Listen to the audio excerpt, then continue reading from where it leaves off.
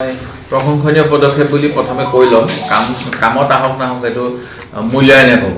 গুণোৎসৱ বুলি এটা নতুন ব্যৱস্থা কৰিছিল য'ত শিক্ষানুষ্ঠান হওক বা চিকিৎসালয়ৰ মূল্যায়ন কৰাৰ ব্যৱস্থা কৰিছিল আৰু মূল্যায়ন কৰাতেই সীমাবদ্ধ নাথাকি যদি তেখেতসকলে তাৰ যিসমূহ আহুৱা সেই আহুৱাখিনি দূৰ কৰাৰ ব্যৱস্থা ল'লে হয় তেতিয়াহ'লে মই আঁচনিখন সফল বুলি ক'লোঁ হয় এতিয়া মই সম্পূৰ্ণ নম্বৰ দিবই নোৱাৰোঁ আঁচনিখনক কাৰণ গুণোৎসৱৰ যিখিনি আউটকাম সেই আউটকামৰ পিছত আমি দেখা পাইছোঁ যোৱা সময়ছোৱাত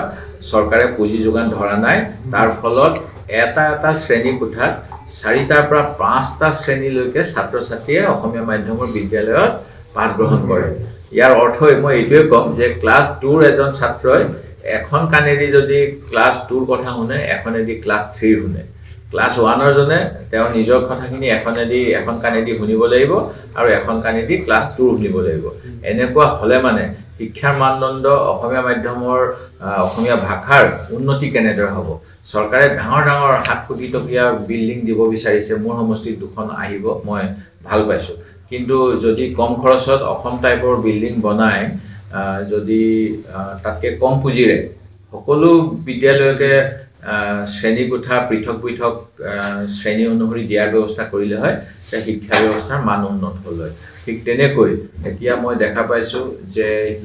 কলেজ শিক্ষকসকলৰো আজি 2012 চনৰ পৰা তেখেতসকলক যেনেধৰণৰ পদোন্নতি দিব লাগে সেইখিনি দিয়া নহ'ল সেই সময়ত শিক্ষামন্ত্ৰী কোন আছিল আপোনালোকে জানেই পদোন্নতি নিদিয়াৰ ফলত তেখেতসকলৰ সন্মানো লাঘৱ হৈছে আৰু আৰ্থিকভাৱেও একোজন শিক্ষকৰ গোট কৰোঁ 30-40 লাখ টকাকৈ পাবলগীয়া পইচা যিটো তেওঁলোকৰ সেৱা বিধিত আছিলে সেইখিনিৰ পৰা বঞ্চিত হৈছে কোনোবা এজনে কৈছিল যে কৃষক সামৰিক বাহিনী আৰু শিক্ষকসকলক আমি মৰ্যাদা দিব লাগে তেওঁলোকক যশোচিত সন্মান দিব লাগে তেতিয়া দেশখন প্ৰগতি হয় কৃষকৰ অৱস্থাটো জানেই কেনেকুৱা হৈ আছে এতিয়া কিমান ভুৱা কৃষকৰ অৱস্থা আৰু এতিয়া ঘূৰাই দিব লগা হ'ব ঠিক তেনেকৈ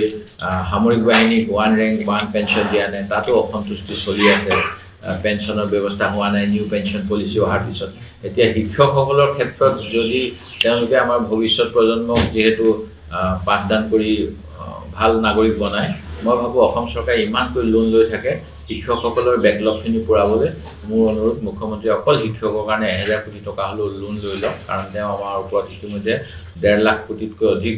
ঋণৰ বোজা জাপি দিছে আমি 1 লাখ বহন কৰিব পাৰিম 1.5 লাখ কৰিব পাৰিলে কিন্তু শিক্ষকসকলক ভাল ধৰণেৰে তেওঁলোকে যাতে শিক্ষাৰ কামত ব্ৰতী হয় তাৰ বাবে সুবিধা দিয়ক এইটোৱে মোৰ চৰকাৰৰ ওচৰত নতুন বছৰত অনুৰোধ যিকোনো খবৰৰ বাবে যোগাযোগ কৰক 7099017330 লগতে 7099017110 নম্বৰত